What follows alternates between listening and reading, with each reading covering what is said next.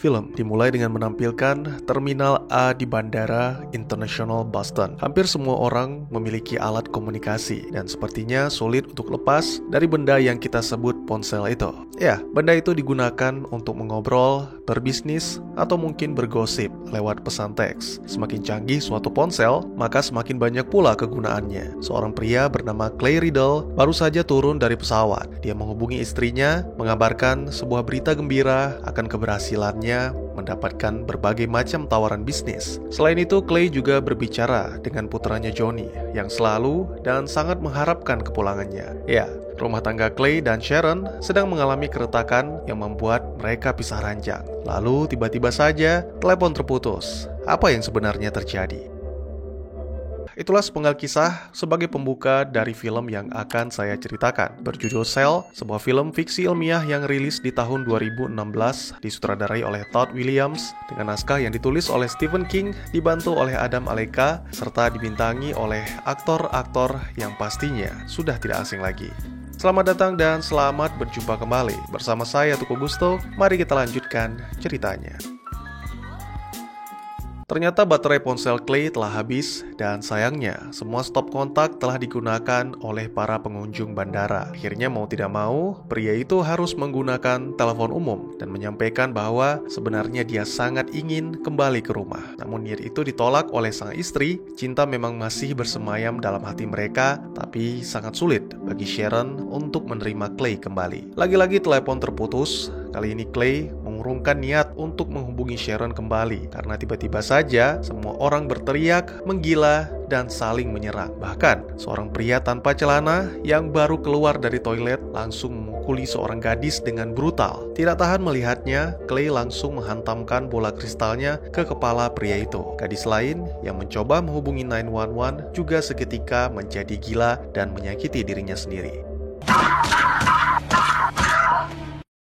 Selain itu, seorang cooking staff menikam semua orang. Untungnya Clay berhasil melumpuhkan tukang masak itu dan ikut melarikan diri bersama polisi. Clay memperingatkan untuk tidak menyentuh ponsel karena dia melihat semua orang menjadi gila setelah melakukannya. Kondisi pun semakin kacau. Pak polisi mati terbunuh dan tabrakan pesawat menyebabkan ledakan yang luar biasa.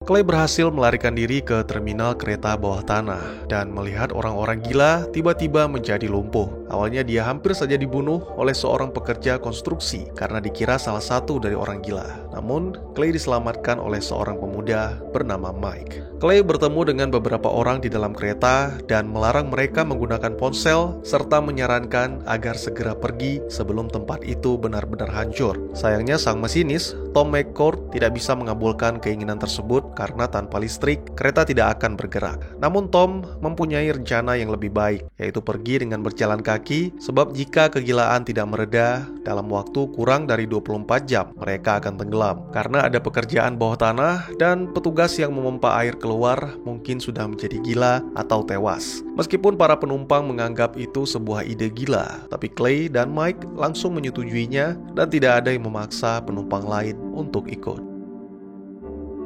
Dalam perjalanan menyusuri jalur kereta, Clay, Tom, dan Mike menceritakan tentang diri mereka masing-masing. Clay berencana akan menuju ke Kent Pound di New Hampshire untuk memeriksa kondisi keluarganya. Mike mencari sang kekasih, sedangkan Tom hanyalah seorang pria single yang baru saja ditinggalkan rekan kerjanya ketika peristiwa terjadi. Beberapa waktu kemudian, 3 pria itu pun tiba di pintu keluar terowongan, melihat beberapa orang sambil berharap mereka normal. Namun, tiba-tiba saja seseorang muncul dan langsung menancapkan kapaknya ke dada Mike. Melihat hal itu, Clay dan Tom bergegas melarikan diri dengan memanjat ke jalan raya lalu menuju ke apartemen Clay. Kondisi di gedung apartemen tidak jauh berbeda. Hanya ada mayat yang berlumuran darah tergeletak di mana-mana. Karena ponsel sudah mendapatkan sinyal, Clay mencoba mengirimkan pesan teks ke Johnny. Namun balasannya hanyalah huruf-huruf acak yang menandakan bahwa itu tidak bekerja. Clay adalah seorang pengarang novel grafis, itulah yang menjadi alasan banyak gambar-gambar yang tertempel di dinding apartemennya. Mereka memutuskan bermalam di apartemen Clay sambil mengenang Mike, rekan seperjuangan mereka. Tiba-tiba saja terdengar ketukan pintu dan caci maki. Mungkin itu yang menandakan bahwa seseorang masih normal, dan ternyata yang datang adalah seorang gadis yang berlumuran darah bernama Alice. Gadis itu mengaku telah membunuh sang ibu yang secara tiba-tiba hilang kendali. Selain itu, dia juga meminta Clay dan Tom untuk menutup tirai karena membiarkan tirai terbuka merupakan tindakan yang kurang bijak. Merasa kasihan, akhirnya Clay memberikan pakaian dan makanan serta mengizinkan gadis itu bermalam di apartemennya. Entah apa yang menyebabkan semua kekacauan ini, apakah bencana alam ataukah serangan teroris. Tapi yang pasti, menurut Tom, mereka bertiga bagaikan serangga yang selamat dari injakan kaki raksasa. Malam itu pun ditutup dengan dering ponsel milik Tom, seseorang yang tidak dikenal memanggil. Demi keselamatan mereka, Clay dan Tom sepakat untuk tidak menjawab panggilan tersebut. Keesokan paginya ditampilkan bagaimana orang-orang yang menjadi gila bergerak secara bergerombol melakukan penyisiran di jalan-jalan kota. Menurut Alice, mereka bergerak bagaikan kawanan burung. Ya, kawanan burung pemangsa yang mengerikan. Meskipun mengetahui harapannya sangat kecil, Clay kembali menyatakan bahwa dia akan menuju ke utara menemui keluarganya dan berharap Tom dan Alice ikut. Tapi sekali lagi, pria itu tidak pernah memaksa. Dia bisa mengerti jika dua rekannya memiliki tujuan lain yang mungkin lebih baik. Beberapa waktu kemudian, perjalanan pun dimulai. Kelompok Clay menemukan kawanan orang gila berkumpul dan seperti memutari sesuatu. Mereka juga mencoba memperingatkan sepasang pengendara motor yang melintas, namun sayangnya dua orang itu hanya mengabaikan sehingga berakhir dengan dicabik-cabik oleh para orang gila. Ingin, tapi tak bisa. Mungkin itulah yang terlintas dalam benak Clay, Tom, dan Alice ketika hendak menolong pengendara motor. Mereka pun kembali melanjutkan perjalanan, kali ini berada di lokasi yang benar-benar sepi. Menurut Clay, ini kemungkinan akibat dari jaringan seluler yang buruk. Orang-orang gila itu akan lumpuh, sama halnya seperti berada di terminal kereta bawah tanah. Setelah melewati perjalanan yang cukup panjang, kelompok Clay memasuki pemukiman dan menemukan tanda pada salah satu rumah yang menerangkan bahwa pemiliknya memiliki senjata. Clay berencana menghampiri rumah tersebut untuk mendapatkan senjata, walaupun menurut Tom, itu bukanlah ide yang bagus. Mereka menemukan dua mayat wanita dan beberapa pistol serta senapan. Tak lama berselang, Alice melihat seorang pemuda menyendiri di belakang rumah yang ternyata adalah salah satu dari orang gila.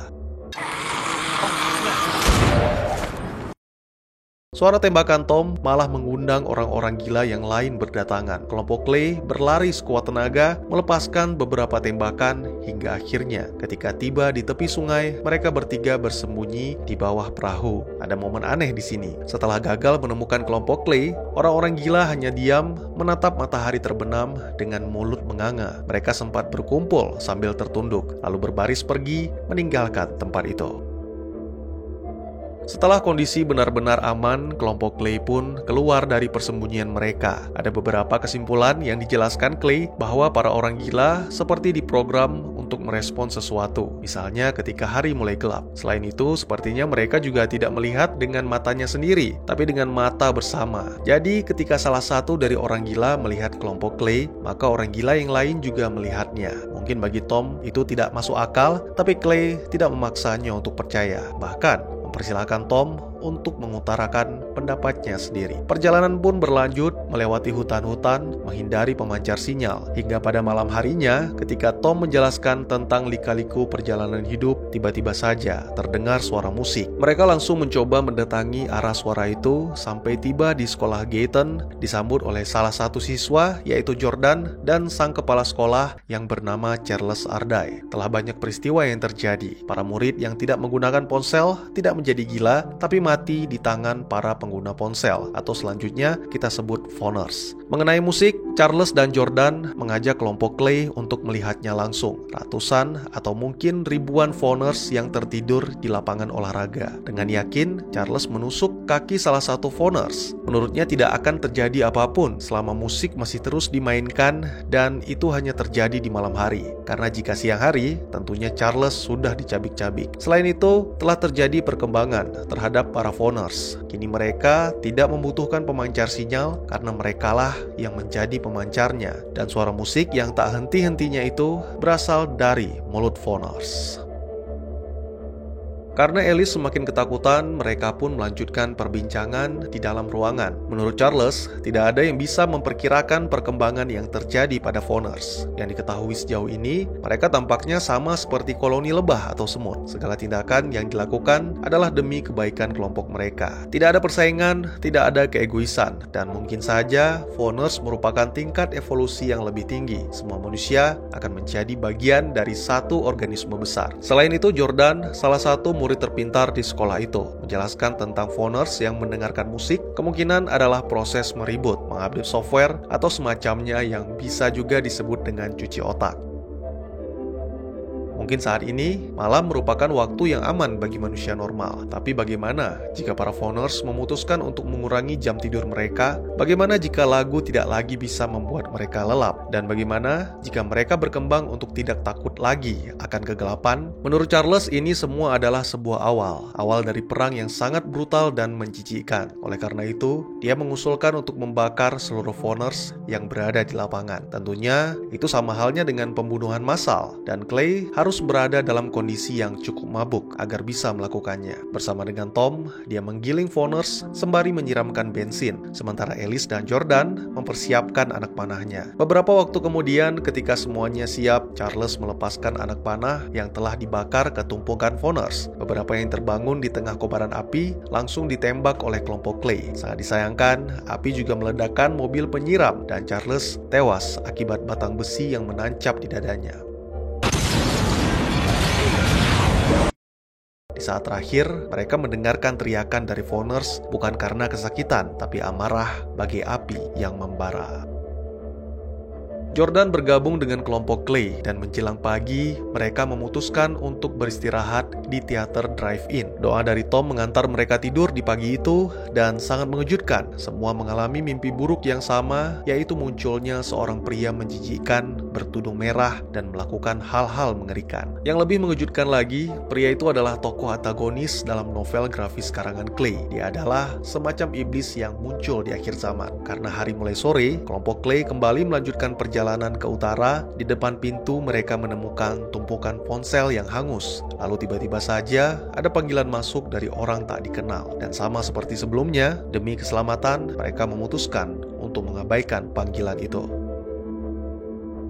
Beberapa waktu kemudian, kelompok Clay tiba di sebuah bar dengan coretan Cashwalk Novo, yang mana menurut Jordan, kemungkinan Novo bermakna no phone. Kelompok Clay disambut oleh seorang bartender yang memegang pistol, Sally, dan juga suaminya Jeff. Mereka menjelaskan tentang Cashwalk, sebuah tempat di balik bukit, area terbengkalai yang disebut TR-90. Menurut rumor, di sanalah semua orang yang belum terjangkit berada, dan itulah yang menjadi tujuan Jeff dan istrinya. Saat malam hari, mereka semua menikmati minuman, mendengarkan musik, dan bercerita tentang kehidupan masing-masing. Clay menceritakan tentang rumah tangganya yang retak akibat terlalu sibuk bekerja. Kini dia menyesali semuanya dan berharap masih diberi kesempatan untuk bertemu dengan anak dan istrinya.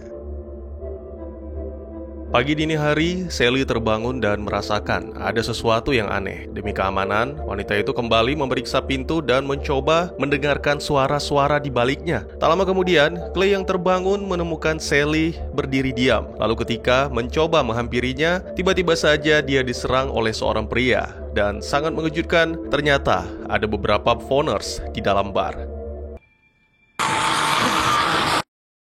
Tidak hanya Clay, semua yang terbangun juga ikut diserang. Geoff mati terbunuh dan bartender dipengaruhi dengan teriakan yang membuatnya menjadi gila. Beruntung, para muda-mudi menyelamatkan Clay dan Tom. Namun, sayangnya Alice yang lengah dihantam dengan keras oleh Sally sehingga mengalami pendarahan hebat yang membuat gadis malang itu kehilangan nyawanya.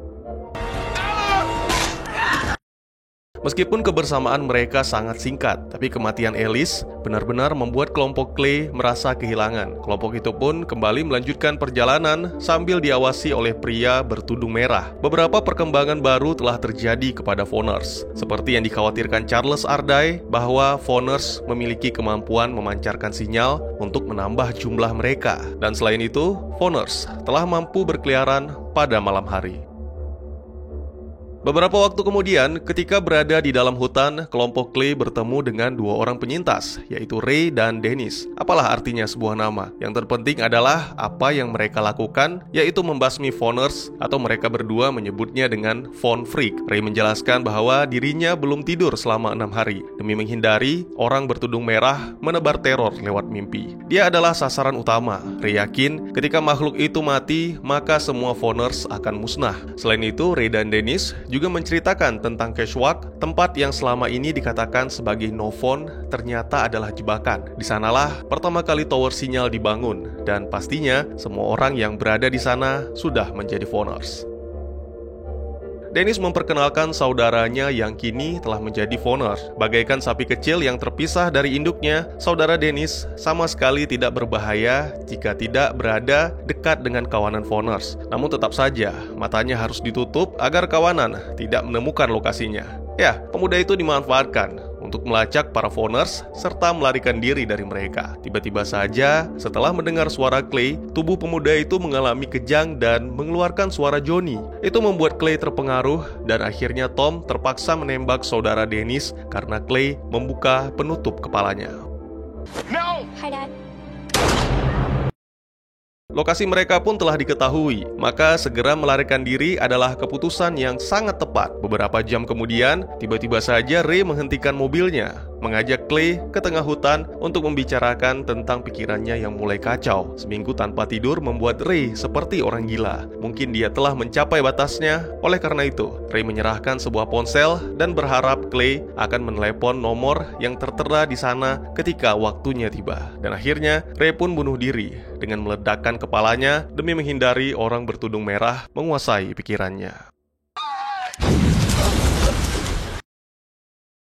Dennis bergabung dengan kelompok Clay dan perjalanan kembali berlanjut hingga akhirnya mereka tiba di kediaman Sharon. Dan sangat disayangkan, Clay tidak menemukan siapa-siapa, hanya pesan dari Johnny yang menempel di lemari es bahwa kini dia berada di Cashwalk karena sang ibu telah menjadi bagian dari phoners. Itu membuat Clay benar-benar bersedih dan menyesal karena seharusnya dulu dia tidak meninggalkan keluarganya. Tak lama kemudian, pria itu mendengar kegaduhan di gudang dan mencoba mendatanginya. Dari sebuah ruangan kecil, tiba-tiba saja muncul orang bertudung merah yang langsung menyerang Clay. Untungnya Tom datang membantu. Meskipun nyaris tewas, tapi mereka berhasil membunuh orang bertudung merah yang ternyata adalah Sharon. Beberapa waktu kemudian, setelah semuanya tenang, Clay menjelaskan kepada Tom tentang ponsel yang diserahkan oleh Ray. Dia harus menggunakannya ketika berada di pemberhentian terakhir atau di akhir perjalanan mereka. Ya, ternyata ponsel itu adalah sebuah detonator dan mobil tukang es krim yang mereka naiki selama ini ternyata penuh dengan bom dengan daya ledak mencapai radius 1000 meter. Tibalah saatnya perpisahan, Clay menyerahkan mobil Sharon kepada Tom karena dirinya akan menuju ke Cashwalk. Clay mengetahui bahwa itu keputusan gila dan bodoh, tapi tetap saja dia harus memastikannya karena mungkin inilah satu-satunya kesempatan untuk bertemu kembali dengan putranya, Johnny. Clay meminta Jordan untuk memberikan tanda setiap kali mereka melewati 1 mil. Jika Clay berhasil bertahan, maka dia akan mengikuti tanda itu. Dan yang terakhir, Clay benar-benar merasa berterima kasih kepada Tom. Dia bersyukur bisa mendapatkan sahabat seperti Tom di saat-saat akhir dunia. Clay pun pergi melewati jalan berliku, melewati danau Cashwalk, dan dalam perjalanan pria itu sempat bertemu segerombolan orang yang juga menuju ke Cashwalk, tepatnya di TR-90. Namun Clay hanya mengabaikannya karena mungkin sebaiknya mereka tidak pernah sampai ke tempat itu. Beberapa waktu kemudian, tibalah Clay di bukit yang dimaksud Jeff dan Sally, dan di belakangnya terdapat area yang sangat luas dengan satu menara yang sangat besar di tengah-tengahnya dan dikelilingi oleh ribuan phoners. Meskipun demikian, Clay tidak menyerah. Dia menerobos barisan phoners dan menabrak pria bertudung merah yang berada di tengah-tengahnya.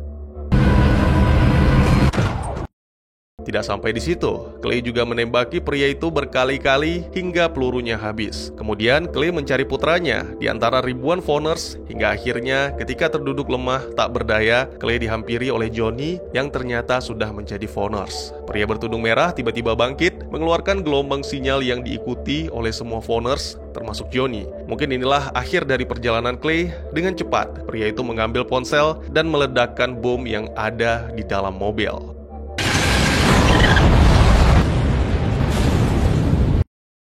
Film pun ditutup dengan menampilkan Clay dan Johnny berjalan bersama menyusuri jalur kereta, mengikuti tanda yang ditinggalkan oleh Tom, Jordan, dan Dennis. Johnny tidak sabar ingin bertemu dengan mereka, bertemu dengan orang-orang yang selama ini membantu ayahnya. Namun, sangat disayangkan, itu hanyalah sebuah impian yang tak akan pernah tercapai, karena kini Clay sedang mendengar lantunan lagu merdu sambil mengelilingi tower bersama para Foners. Dan tamat. Buat yang belum tahu, Cell ini diadaptasi dari novel karya Stephen King pada tahun 2006 dengan judul yang sama. Yang namanya adaptasi, tentu ada beberapa perbedaan antara film dan novel. Namun meskipun demikian, menurut saya film ini sangat layak ditonton karena ketegangan dan kengerian yang sangat mengganggu di sepanjang film yang membuat kalian sulit untuk mengalihkan pandangan. Sebutannya The Pulse adalah penyebab utama akhir dunia dalam film ini. Digambarkan sebagai sinyal yang ditransmisikan secara global melalui ponsel. Jadi setiap pengguna ponsel pada saat The Pulse disebarkan akan mengalami semacam ribut psikologis sehingga berubah menjadi Foners. Berikut 3 efek awal yang dialami orang-orang yang terpapar The Pulse. Pertama adalah permusuhan. Foners akan mulai menyerang semua orang yang mereka lihat atau mereka dengar. Disinilah awal mula kekacauan karena Foners tidak pandang bulu. Manusia normal, hewan, bahkan sesama mereka, semuanya akan dihabisi. Lalu yang kedua adalah bunuh diri. Foners langsung mengamuk, melakukan hal-hal yang membuat diri mereka terluka parah. Bahkan, ada beberapa yang bunuh diri tepat setelah terkena The Pulse. Ini terlihat pada gadis yang mencoba menelepon 911, dan saya pikir kecelakaan di bandara terjadi karena pilotnya terkena The Pulse, sehingga sengaja menabrakkan pesawatnya dengan pesawat lain. Dan yang ketiga adalah ribut. Ingatan dan pikiran Foners dihapus pada saat terkena Pulse. Salah satu contohnya seperti yang terjadi pada ibunya Alice yang menyerang seperti binatang buas dan tidak mengenal putrinya sendiri. Para Foners tidak mengingat apapun, termasuk siapa mereka dulu, karena pikirannya telah benar-benar rusak akibat Pulse. Bahkan jika mendengar pembicaraan telepon secara tidak langsung saja sudah cukup untuk menyebabkan rusaknya mental. Mirip tapi bukan zombie. Foners berbeda karena secara teknis mereka masih hidup dan dapat dibunuh seperti manusia normal. Seperti yang kita tahu, mereka pada awalnya adalah manusia, tapi setelah fenomena apokaliptik mereka berubah menjadi Foners. Kok namanya Foners, Bang? Ya simpel aja, karena mereka menjadi gila setelah bertelepon dengan menggunakan ponsel. Berarti kalau nggak pakai ponsel nggak apa-apa gitu, Bang? Tidak dijelaskan sih, tapi menurut saya jika menelepon ke ponsel atau menerima telepon dari ponsel secara otomatis akan memberikan efek yang sama. Oke, seperti yang sudah saya jelaskan, setelah terkena The Pulse pada awalnya Foners akan mengamuk untuk menciptakan kekacauan. Lalu selanjutnya mereka akan berkelompok, mulai dari kelompok kecil yang berjumlah puluhan hingga ada juga yang berjumlah ribuan. Mereka akan berhenti membunuh satu sama lain dan mulai berpikir dalam pikiran tunggal, atau Alice menyebutnya hive mind. Mereka akan menjadi seperti kawanan burung yang sedang bermigrasi. Setiap menemukan sarang, para kawanan tidak akan meninggalkannya kecuali ketika melakukan kegiatan sehari-hari, seperti membunuh manusia normal. Tempat bersarang mereka bisa bermacam-macam, seperti lapangan yang kosong, mall, atau kuburan.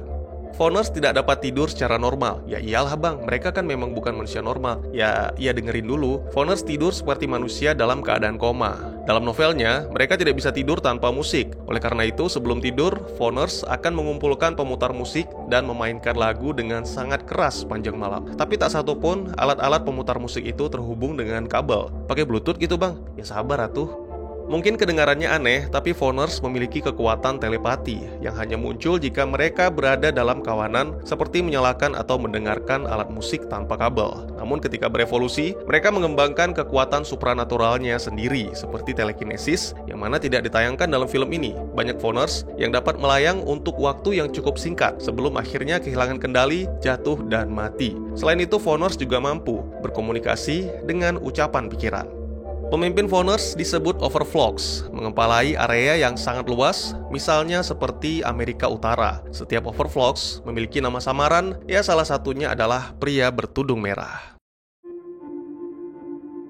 Nama lainnya adalah The Raggedy Man. Di dalam novel, Pria ini sering muncul bersama pasukan Voners dan sepertinya bertindak sebagai juru bicara. Raggedy Man yang di novel jauh lebih rumit karena berada di titik antara sisi manusia dan kegilaan Voners. Dia memiliki sejumlah kekuatan supranatural yang bisa memasuki pikiran dan mimpi. Tujuan utamanya tentu mengarahkan pasukan Voners ke seluruh planet dan mengubah sebanyak mungkin manusia demi menambah jumlah pasukannya. Dalam novelnya, Raggedy Man akhirnya binasa ketika Jordan meledakkan bom yang dipasang di bus sekolah pada karnaval Kashwak. Clay menggambarkannya sebagai iblis atau nabi palsu yang muncul di akhir zaman. Selain itu, ada pula teori yang menjelaskan bahwa pria bertudung merah adalah gambaran dari Crimson King. Saya sudah menjelaskan tentang karakter Crimson King ini di video alur cerita The Dark Tower. Silakan jika mau berkunjung, linknya seperti biasa ada di deskripsi.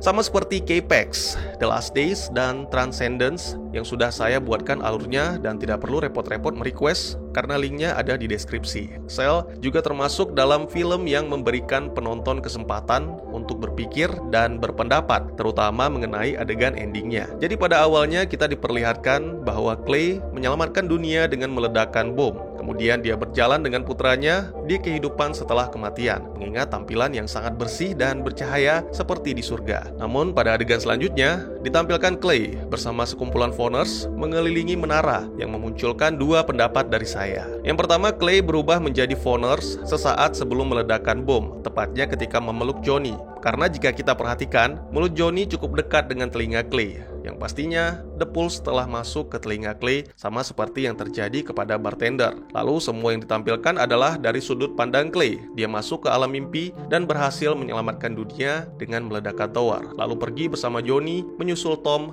Jordan, dan Dennis. Atau yang kedua, sejak awal film, saat menggunakan telepon umum, Clay sudah terkena The Pulse. Jadi mulai dari terputusnya telepon sampai akhir film adalah dunia mimpi. Clay terjebak di sana, sedangkan tubuhnya sudah diambil alih menjadi Voner. Dengan kata lain, semua yang dilakukan di hampir sepanjang film hanyalah mimpi. Lalu pada akhir film, kita ditampilkan kondisi Clay yang sebenarnya. Atau jika kalian mempunyai teori sendiri, silakan berkomentar. Bukan orang pintar atau sok tahu, saya hanya mengemukakan pendapat yang bisa menjadi bahan pertimbangan atau pemikiran kalian dalam memahami film. Tidak ada yang mengetahui benar atau salah selain sutradara dan penulis naskah. Mohon maaf jika memang ada kesalahan dari informasi yang saya sampaikan. Dan juga bagi teman-teman yang punya teori tentang film ini ataupun ingin berdiskusi, atau mungkin juga teman-teman punya referensi film lain untuk kita review, silakan tuliskan di kolom komentar atau bisa DM ke Instagram saya di @tekugusto. Insyaallah pasti akan saya baca. Mari kita jadikan kolom komentar sebagai sarana penambah wawasan dan menciptakan jalinan persaudaraan, bukannya malah menjadikannya sebagai tempat pembulian sehingga menciptakan permusuhan. Sekian dulu videonya dan jangan lupa untuk dukung terus channel ini dengan cara share, like, dan subscribe karena dukungan dari kalian sangat berharga bagi saya demi perkembangan channel ini. Saya Gusto, sampai jumpa di video selanjutnya. Tetap semangat, tetap bersyukur setiap hari. Dadah!